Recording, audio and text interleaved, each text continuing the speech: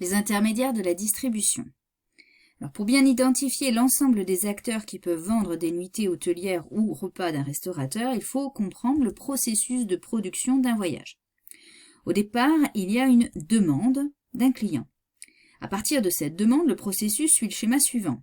En amont, il y a les fournisseurs, et dans le secteur du tourisme, les fournisseurs ou prestataires sont les transporteurs et les hébergeurs, restaurateurs et le site de loisirs. Puis viennent les producteurs, qui sont des entreprises qui créent le voyage. Elles assemblent, elles combinent les différentes prestations de services des fournisseurs pour faire une offre complète.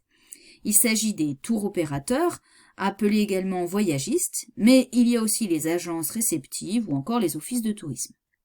Puis viennent les distributeurs de voyages, qui ne font que vendre à des clients les voyages qui ont été produits par des tours opérateurs, par exemple. Ce sont les agences de voyage. Puis viennent le client final.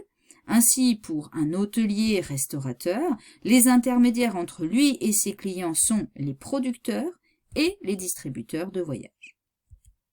Alors voyons dans un premier temps les intermédiaires de l'hôtellerie et tout d'abord les tours opérateurs. Alors les tours opérateurs ou voyagistes sont des entreprises qui assemblent des prestations de voyage, au minimum transport et hébergement, sachant que ça s'élargit souvent au repas, au divertissement, etc. Alors les 4 leaders en France sont le Club Med, puis TUI France, le numéro 3 est le groupe Caravelle Promo Vacances et le 4e est le groupe Voyageurs du Monde. Alors on classe ces tours opérateurs selon qu'ils soient généralistes ou spécialistes. Les généralistes développent toutes les destinations, c'est le cas des 3 premiers. Mais il y a également les spécialistes qui se concentrent sur un pays ou un continent ou encore une cible. C'est le cas du groupe Voyageurs du Monde. Mais il y a d'autres tour opérateurs type Asia, qui est spécialiste de l'Asie, Eliade, spécialiste de la Grèce, Vacances Bleues, spécialiste de la cible senior ou famille, Seal Tour est spécialiste du groupe, ou encore American Express, spécialiste du voyage d'affaires. Alors, il y a de nombreux TO en France, contrairement à d'autres pays, mais souvent de petite taille, et la tendance aujourd'hui, c'est le regroupement en grands groupes. Voyons désormais les relations des hôteliers avec les agences de voyage. Alors, une agence de voyage, c'est un distributeur, c'est-à-dire c'est une entreprise intermédiaire entre un prestataire de services touristiques, comme un hôtel-restaurant, et un client final. On distingue tout d'abord les agences de voyage traditionnelles. Parmi elles, il y a les agences indépendantes, qui sont des agences familiales. Leur nombre est en diminution, et c'est par exemple Oyana Voyage à Bayonne. Il y a aussi les agences de voyage en réseau ou chaîne, et c'est notamment les réseaux ou chaînes intégrés où on trouve le Club Med, TUI France ou Carlson Wagonlit Travel. Les groupes intégrés réunissent des agences qui prennent le nom du groupe et se lancent sous forme de filiales, de franchises ou encore de mandats. Il y a à côté les réseaux ou chaînes volontaires. Alors le numéro 1 en France c'est Tourcom, le numéro 2 c'est Selectour Afat et Manor en numéro 3. Alors les agences qui font partie de ces réseaux volontaires sont complètement indépendantes, ce sont souvent donc des entreprises, des agences familiales, mais elles se réunissent pour adhérer volontairement à ce réseau qu'elles peuvent quitter facilement.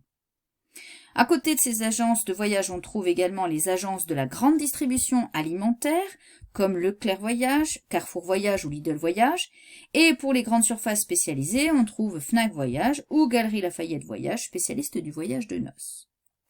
Alors à côté de ces agences traditionnelles, on a les agences de voyage en ligne ou OTA, Online Travel Agency. Ce sont les agences de voyage qui gèrent leurs activités uniquement par Internet, sans aucun emplacement physique ou magasin. On parle de All Click ou Pure Players. Les OTA ont une progression fulgurante sur le marché. Le numéro 1, c'est l'américain Booking Holdings, qui regroupe Priceline, Booking.com, Kayak, Momondo, Rentals.com ou encore Agoda.com, qui est un site d'hébergement basé en Asie.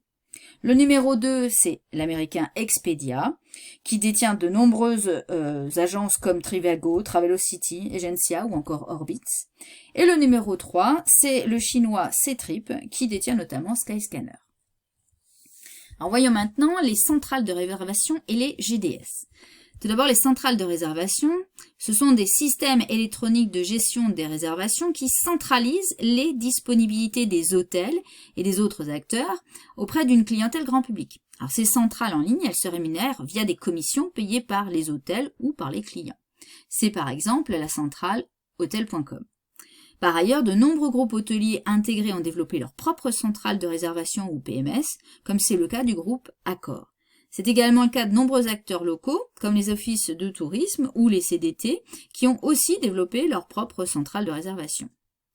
Enfin, il existe les GDS, Global Distribution System. Ce sont des centrales de réservation, mais essentiellement accessibles aux professionnels, comme les agences de voyage ou les tours opérateurs. Donc, ces GDS ont été créés dans les années 80 par des compagnies aériennes qui souhaitaient regrouper leurs offres en temps réel pour les professionnels. Alors, les principaux sont Amadeus, Sabre, Galileo ou Worldspan. Enfin, il y a les autres acteurs, multiples et variés. On trouve les moteurs de recherche, qui sont la première interface qu'utilise un internaute en recherche de solutions, comme Google, Bing ou Yahoo. Il faut donc soigner son référencement ou SEO pour apparaître dans les premiers sur les résultats d'une requête. Il y a également les comparateurs, comme Skyscanner, Kayak, Illigo, EasyVoyage ou encore Trivago. Il y a aussi les sites bons plans, comme Groupon, les sites de notation et avis comme TripAdvisor, les forums et les blogs de voyageurs et surtout les réseaux sociaux. Il y a également les box comme Wonderbox ou Smartbox et on va terminer par les grossistes qui achètent en volume des nuitées pour les revendre ensuite à d'autres intermédiaires comme les tours opérateurs. C'est par exemple Hotelbeds, GTA Travel ou encore Travelcube. Alors du côté des intermédiaires de la restauration, le secteur est moins vaste mais il se développe et les restaurateurs ne peuvent pas les ignorer. Donc au-delà des systèmes de réservation des restaurants, il se développe des plateformes de réservation en ligne, avec leurs dérivés sur application, comme The Fork racheté par TripAdvisor, ZenChef, Bookatable ou encore Guest Online.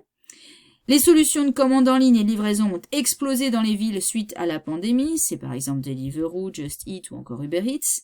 Et enfin, les avis et les commentaires des clients jouent un rôle fondamental dans le choix des abonnés qui suivent les expériences et impressions, c'est ce qu'on appelle le food porn, et ça se développe à travers les photos sur Instagram ou encore les vidéos sur TikTok. Nous venons donc de terminer les intermédiaires de la distribution et c'est la fin de cette vidéo.